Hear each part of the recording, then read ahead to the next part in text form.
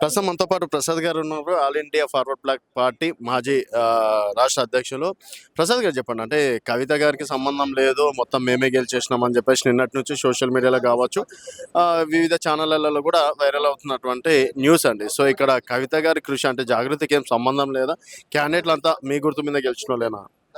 టెక్నికల్గా మా గుర్తు మీద గెలవచ్చు, కానీ జాగృతికి మా పార్టీకి ఖచ్చితంగా ఇద్దరికి క్రెడిట్ దక్కుతుంది. ఇద్దరం కలిసే ఐడియాలజికల్గా కలిసే మేము పోటీ చేసాం, కలిసే అభ్యర్థులని సెలెక్ట్ చేసుకున్నాం.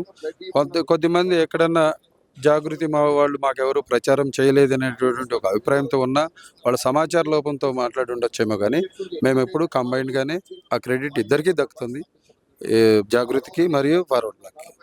ఫ్యూచర్లో కూడా మేము కలిసే పోటీ చేస్తాం. ఇప్పుడు సరే, అక్కడ మున్సిపల్ పీఠం కూడా మీకే వచ్చింది, మరి అది వాళ్ళు అది ఊహాజనితం అండి.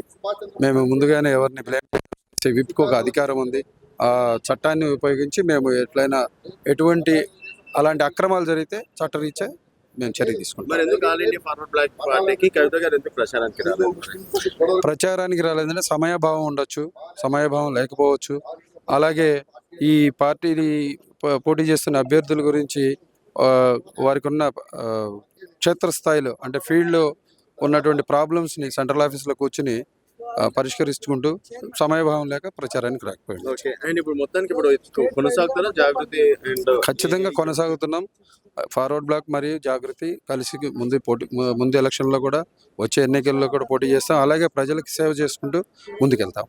అంటే ఇప్పుడు చాలా మంది మీ పార్టీ గుర్తులు వాడుకుంటారు, అవసరం తీరిపోయిన తర్వాత అది మేము వ్యూహాత్మకంగా మేము ఇచ్చిన చనువే అది. ఎందుకంటే ఇప్పుడున్నటువంటి కాంపిటేటివ్ వరల్డ్లో 100 కోట్లు ఖర్చు పెట్టి పబ్లిసిటీ తీసుకొచ్చేటటువంటి స్థితిలో మా పార్టీ లేదు కనుక ఎన్నికల్లో పోటీ చేసే ఎవరైనా అభ్యర్థులు రెబెల్స్ కానీ ఏబుల్ పర్సన్స్ వచ్చి వాళ్ళ ద్వారా పార్టీని ప్రచారం కోసం వాళ్ళని ఉపయోగించుకున్నాం మేము. ఇప్పుడు పార్టీ మాకు రాష్ట్ర వ్యాప్తంగా ప్రచారం జరిగింది. ఇప్పుడు మేము నిర్మాణాత్మకంగా అభ్యర్థులను తయారు చేసుకుని మా ఓన్గా మేము జాగృతి కలిసి అభ్యర్థుల్ని తయారు చేసుకుని పార్టీని నిర్మాణం చేసుకుంటూ ఎలక్షన్లో పోటీ చేస్తాం. ఒకరు నిన్న సీనియర్ నాయకులు ప్రెసిడెంట్ గారే నాకు సంబంధం లేదని చెప్పి స్టీవ్ ముఖంగా చెప్తున్నారు కదా. ఏ ప్రెసిడెంట్ గారు అండి? వడ్డేపల్లి గారు ప్రెసిడెంట్ కాదు. ఆయన వడ్డేపల్లి మున్సిపాలిటీలో మా పార్టీ తరఫున ప్యానెల్తో వచ్చినటువంటి అభ్యర్థి. బీఫామ్ నేనే ఇచ్చాను, కవిత గారు నేనే ఇద్దరం ఇచ్చాము. జాగృతి కండువా కప్పాము. మా పార్టీ కండువాతోటి మా పార్టీ అభ్యర్థి మా పార్టీలో జాయిన్ అయ్యి సభ్యత్వం తీసుకున్న తర్వాత మా పార్టీ టర్మ్స్ అండ్ కండిషన్స్కి యాక్సెప్ట్ అయిన తర్వాతే మేము అతను మా పార్టీ తరఫున పోటీ చేయించాం. అంతేగాని మా పార్టీ తరఫున నుంచి ఎన్నికయ్యి గెలిచిన తర్వాత వేరే పార్టీకి పోతామంటే మేము పార్టీ విప్ తగిన క్రమశిక్షణ చర్యలు ఉంటాయి. అలాగే యాంటీ డిఫెక్షన్ బిల్ ప్రకారం చట్టరీత్యా చర్యలు తీసుకుంటాం.